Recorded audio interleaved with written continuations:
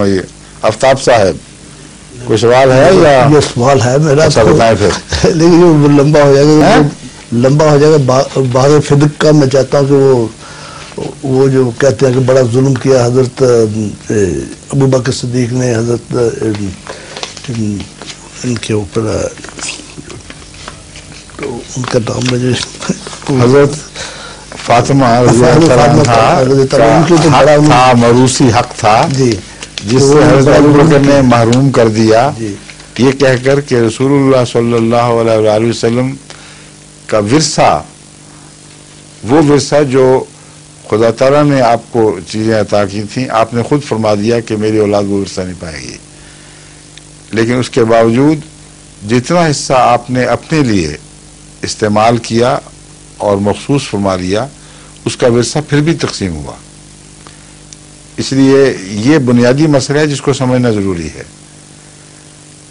حضرت رسول اللہ صلی اللہ علیہ وسلم کی زرہ ورثے میں تقسیم ہوئی، آپ کی تلوار ورثے میں گئی، اور بھی چھوٹے چھوٹے ایسے ہیں استعمال، چھوٹی چھوٹی چیزیں ایسی ہیں جو آن حضرت صلی اللہ علیہ وسلم کے وصال کے بعد آپ کی ذاتی ملکیت میں موجود تھیں، وہ تقسیم ہوئی ہیں.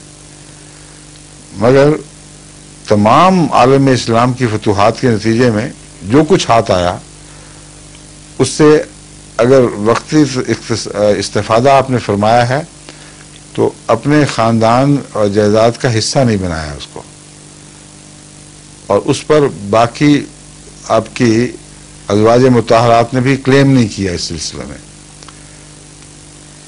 باغ فدق کو یہ کہنا کہ یہ اسی قسم کا ورثہ تھا جیسے آپ کی ذاتی ملکیت میں موجود چیزیں تھیں، حضرت ابو بکر کے نزدیک یہ بات غلط تھی. ٹھیک ہے، اور آپ نے فرمایا میں اس کو قبول نہیں کرتا. یہ دوسری نوعیت کا ورثہ ہے جو اسلام کی فتوحات سے تعلق رکھنے والا تمام عامت المسلمین کے فوائد میں استعمال ہوگا. اب اس بحث کے دلائل دونوں طرف سے دیے جا رہے ہیں، کس کے زیادہ مضبوط ہیں کس کے کم مضبوط ہیں. اس بحث میں ہمیں پڑھنے کا حق بھی نہیں اور ضرورت نہیں ہے کوئی. اس کی وجہ یہ ہے کہ ایک اور بھی ساتھ ایسی ہی بحث اٹھائی گئی، اور وہ روحانی ورثے کی تھی،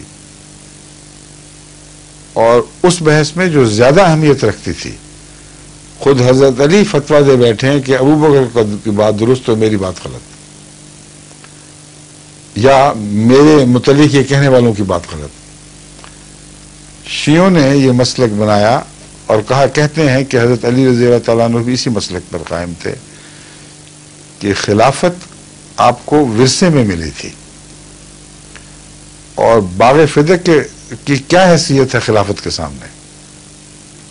کچھ بھی حیثیت نہیں. رسول اللہ صلی اللہ علیہ وسلم کی خلافت اندازہ کریں، باغ فدق کیا چیز ہے.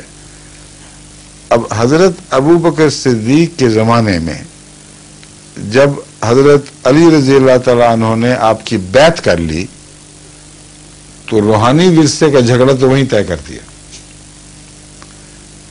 سمجھ گئے؟ اور پھر مقدمے جب پیش کیے تو ثابت کر دیا کہ فیصلہ اسی کا ہوگا. ہم اپنی سمجھ کے مطابق یہ سمجھ رہے ہیں، لیکن جس کی عدالت میں فیصلہ لے جا رہے ہیں اس کو مجاز سمجھتے ہیں تو لے جا رہے ہیں نا. یا کبھی ایسا بھی ہوتا ہے کہ آپ مجاز نہ بھی سمجھے تو فیصلے لے جائیں، سوائے اس کے مجبوراً آپ کو باندھ کے پیش کیا جائے. وہاں تو ایسی کوئی صورت نہیں تھی.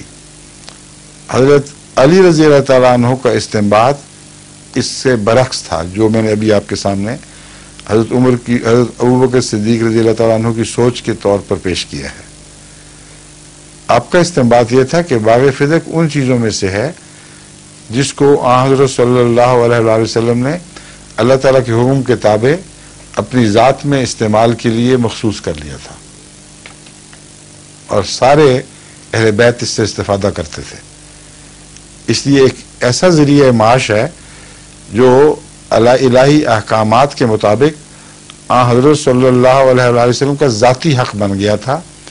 اس لیے وہ جو ہم معاشر الانبیاء نہ ورثہ پاتے ہیں نہ ورثہ دیتے ہیں، اس حدیث کا یہاں اطلاق نہیں ہوتا. اور اس پہلو سے اس دلیل میں بڑا وزن بھی بنتا ہے، کیونکہ گزشتہ انبیاء نے ورثہ دیا اور سلطنتیں بھی ورثے میں پائی گئیں، جیسا کہ حضرت داؤد کی سلطنت کو سلیمان وارث ہوئے، اور ان شاہی محلات کے بھی ہوئے، عظیم الشان نعمتوں کے بھی ہوئے جو حضرت داؤد نے کے دور میں حاصل ہوئی تھیں۔ آپ کے بعد آپ کا بیٹا بھی کچھ عرصہ کے لیے جو نائل تھا وہ بھی ان پہ بیٹھا۔ تو یہ گواہی جب دیکھیں تو بڑی عظیم گواہی ایک بن جاتی ہے۔